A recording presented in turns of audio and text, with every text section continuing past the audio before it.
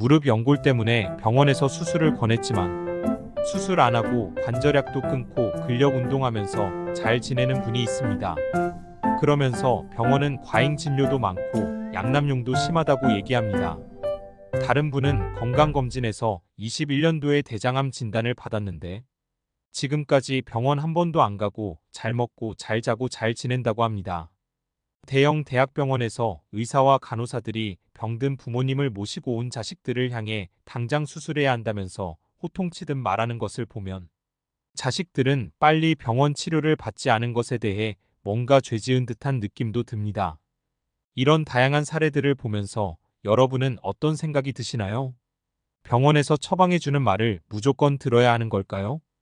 건강하려면 병원과 약을 버리라고 단언하며 약보다 건강한 밥상을 처방하길 원하는 의사 신우섭 원장님의 의사의 반란 중 일부인 2편 만병을 이기는 올바른 생활 습관 지금 바로 시작합니다. 만병을 이기는 올바른 생활 습관 1. 현미밥을 먹자. 많은 사람들이 다양한 음식을 골고루 먹어야 한다고 생각하여 반찬의 양과 종류를 늘리고 밥의 양은 줄이고 있습니다. 하지만 우리 몸의 소화기관은 한 번에 한두 가지 음식이 들어올 때 가장 소화력이 높습니다. 이를 위해서는 소박한 식단으로 우리 몸에 가장 균형을 이루는 완전한 먹거리를 제공해야 하는데 이것이 바로 현미밥 위주의 식단입니다. 현미에는 우리 몸의 주 에너지원이 되는 탄수화물을 비롯해 단백질, 비타민, 미네랄이 들어있고 장운동과 해독에 중요한 역할을 하는 식이섬유가 많아 가장 완벽한 주식이라고 할 수 있습니다. 현미는 그 자체만 완전히 소화할 수 있으면 우리 몸은 다른 음식이 필요 없을 정도로 완벽한 주식입니다. 그러므로 현미의 영양을 최대한 높일 수 있도록 꼭꼭 씹어 천천히 식사하는 것이 중요합니다. 현미와 함께 현미의 소화를 도와주고 현미밥을 맛있게 먹을 수 있는 반찬을 두세 가지 만들어 같이 드시길 권합니다. 2. 천천히 먹자. 우리나라 사람들에게 많은 위장병과 위암은 빨리 먹는 문화와 관계된다고 생각합니다. 밥을 빨리 먹으면 제대로 씹지 못했을 것이고 이런 상태로 위장에 도달한 음식물들은 위에서 소화시키기 어려우므로 위장이 고생하는 것입니다. 한국인에게 위암 발병률이 높은 것은 짜고 매운 음식을 좋아하기 때문이라고 이야기하는데 그보다 더 큰 위험은 빨리 먹는 데 있습니다. 이런 생활 습관으로 수많은 사람들이 위장병을 가지고 있었고 이것이 위암의 발병률을 높였을 것입니다. 빨리 먹던 습관이 있는 사람들은 현미밥으로 바꾸고도 좀처럼 천천히 먹지 못합니다.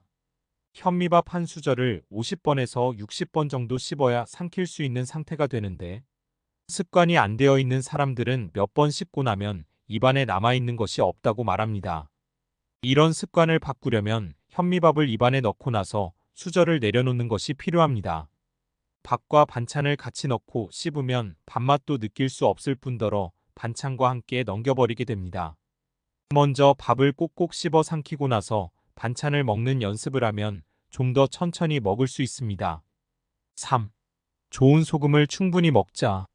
먹고 또 먹어도 채워지지 않는 헛헛함, 한 끼만 걸러도 손이 떨리고 정신이 몽롱해지면서 짜증이 나고 신경질적이 된다고 호소하는 사람들이 많습니다. 심지어는 계단을 오르다가 휘청거려 넘어지고 길거리에서 기절하기도 합니다. 당뇨 진단을 받은 사람들의 이야기가 아닙니다. 지금 젊은이들의 경우에도 이런 증상을 호소하는 사람들이 많아 심각합니다. 이런 반응은 뇌가 쓰는 에너지인 혈당이 부족해서 생깁니다. 저혈당증이라 부르기도 하는데 매일 매 끼니 식사를 꼬박꼬박 하는데도 왜 저혈당증에 빠질까요? 우리가 섭취한 음식이 장에서 천천히 흡수되고 혈당도 천천히 올라갔다가 천천히 떨어진다면 저혈당증에 빠지지 않을 것입니다. 혈당을 빨리 올리는 음식으로는 흰쌀밥, 밀가루 음식, 가공식품, 패스트푸드, 음료수 등이 있습니다. 이런 음식물은 우리가 저혈당증이 되어 머리가 맑지 못하고 기운이 빠지고 정서적으로 불안정할 때 특히 더 당기는 음식입니다. 흔히 탄수화물 중독이라고 하는 달콤한 음식에 중독되는 식습관이 계속되면 혈당을 조절하는 췌장이 과로하게 되어 당뇨로 발전할 수 있고 심한 경우 췌장암으로 진행됩니다. 최근에 밝혀진 사실에 따르면 이런 식습관은 혈당만을 에너지로 쓰는 뇌에 충격을 줄 수 있어 뇌 기능이 저하되면서 건망증이나 조기, 치매, 파킨슨병 등으로 진행될 수 있다고도 합니다. 이런 식생활을 바꾸기 위해 필요한 것이 좋은 소금입니다. 소금 섭취가 이렇게 질 낮은 단맛에서 우리의 입맛을 바꾸고 우리 몸을 건강하게 만들어 줄 수 있습니다. 바닷물을 증발시켜 만든 천일염이 아닌 기계로 만든 정제염 섭취가 늘어나면서 건강에 문제가 생겨 의학적으로 소금 섭취가 위험하다는 결론을 내리게 된 것입니다. 소금을 멀리하면서 생긴 가장 심각한 문제는 우리 몸에 최악인 설탕을 가까이 하게 된 것입니다. 그 결과 고혈압, 당뇨병 환자가 급격히 늘어가고 있으며 합병증으로 뇌졸중, 심근경색, 말초혈관 질환 환자들은 셀 수가 없을 정도가 되어가고 있습니다. 좋은 소금으로 간을 내서 밥을 짓고 반찬을 만들어 먹기 시작하면 단 것은 자연스레 멀어집니다. 입맛이 이미 굳어진 어른들은 소금을 먹어보라고 주면 대부분 맛있다고 표현하기보다는 와, 짜다 하면서 뱉어내기 일쑤입니다. 소금을 멀리해온 결과가 좋은 음식의 맛을 느끼지 못하고 가공된 음식이나 달고 새콤한 맛들에 길들여진 것입니다. 그 때문에 질병이 생기는 것입니다. 이제부터 집안의 소금을 바꾸고 자연 소금으로 충분히 간을 내서 음식을 만들어 먹어보십시오. 현미밥이 이렇게 맛있는 줄 처음 알게 될 것입니다. 밥이 맛있어야 많이 먹게 되고 그러면 충분한 에너지를 만들게 돼요. 식사 후 두어 시간 뒤에 생겼던 헛헛함이 사라지면서 힘있는 모습으로 변할 것입니다. 아침밥을 먹자. 현대 사회에서는 아침보다 저녁을 좀 더 풍성하게 먹는 경향이 있습니다. 아무래도 바쁜 아침 시간보다는 여유로운 저녁 시간에 사람들과 음식을 함께 나누는 것이 편해서일 것입니다. 하지만 저녁을 많이 먹고 잠이 들면 우리 몸의 혈류가 소화기관으로 모이고 밤새 쉬지 않고 일을 하게 됩니다.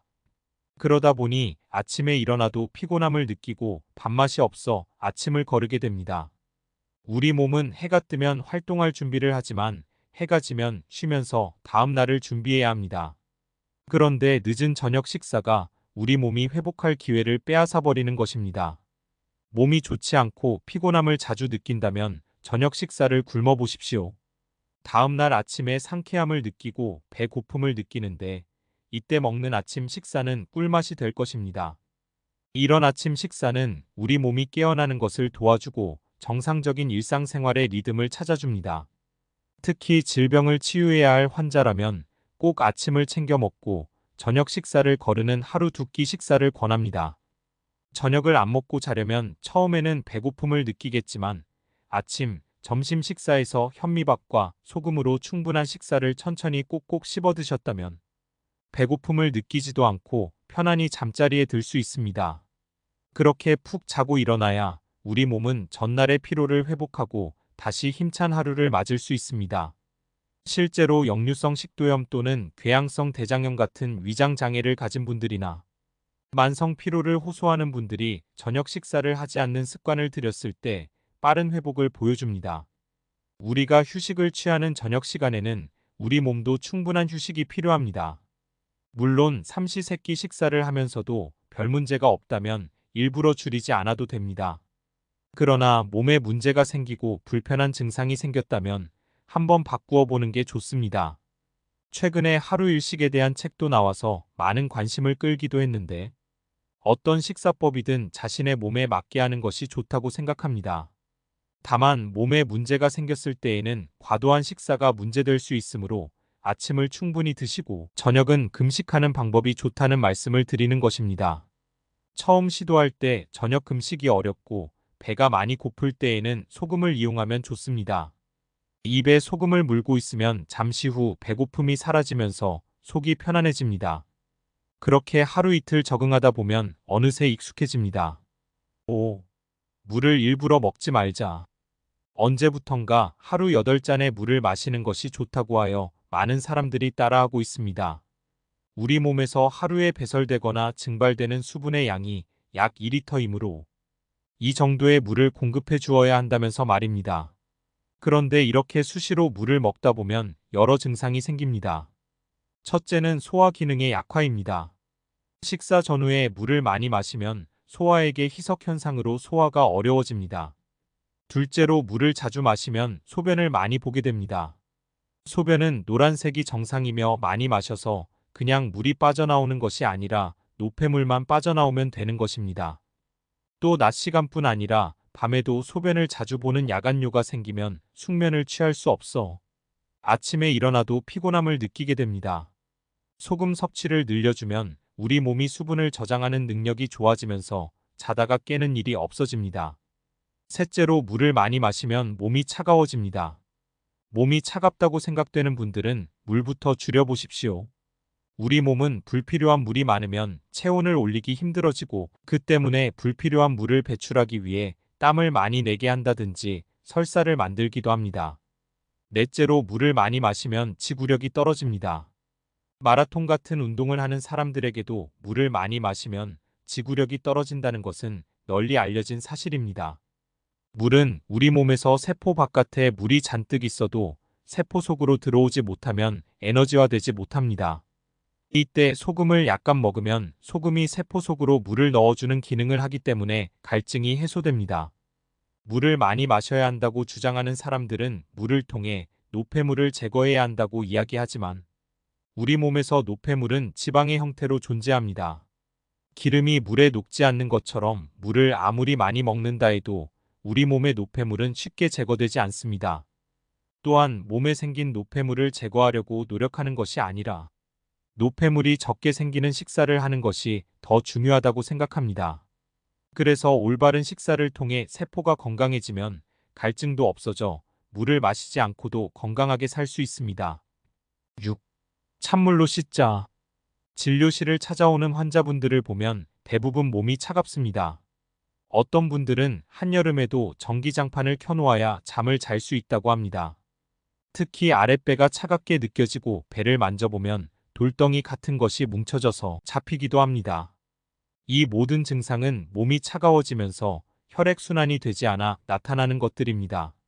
이런 분들이 가지고 있는 습관을 살펴보면 항상 따뜻한 곳을 좋아합니다. 세수나 샤워를 할 때 따뜻한 물을 쓰는 순간에는 몸이 편하지만 따뜻한 물은 몸에서 열을 빼앗아 갑니다. 겨울철에 춥기는 하지만 찬물로 샤워를 하고 나면 샤워할 당시에는 몸이 얼어붙는 것처럼 덜덜 떨리고 힘들어도 샤워를 마치고 밖으로 나오면 몸에서 열이나 추운 것을 모릅니다. 우리 몸을 춥게 해줄 때 우리 몸속에서는 열을 만들고 보호하기 위해 노력하는 것이죠. 바로 이렇게 열을 내주는 일을 반복하면 몸이 따뜻해지고 그 열로 인해 혈액순환이 원활해집니다. 몸이 춥다고 창문 닫고 난방을 하면서 따뜻한 물만 사용하게 되면 분명 우리 몸은 더욱더 차가워지고 그 결과로 여러 가지 증상과 함께 질병이 생깁니다. 차가운 물로 씻으면 우리 몸의 해독작용이 왕성해집니다.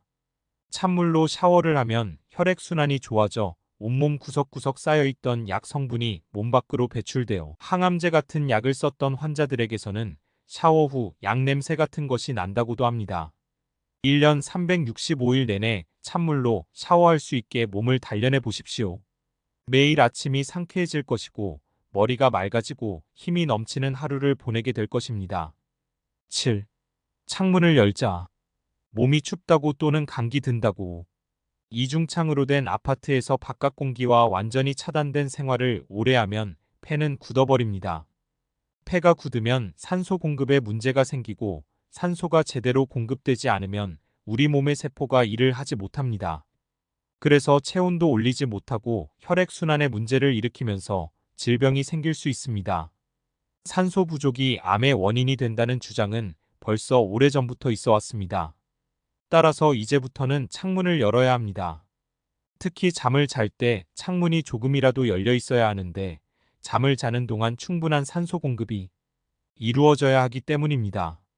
몸은 보온이 되도록 이불을 덮지만 코끝에는 차가운 바람이 들어오도록 열어두어야 하는 것입니다. 한겨울에도 마찬가지입니다.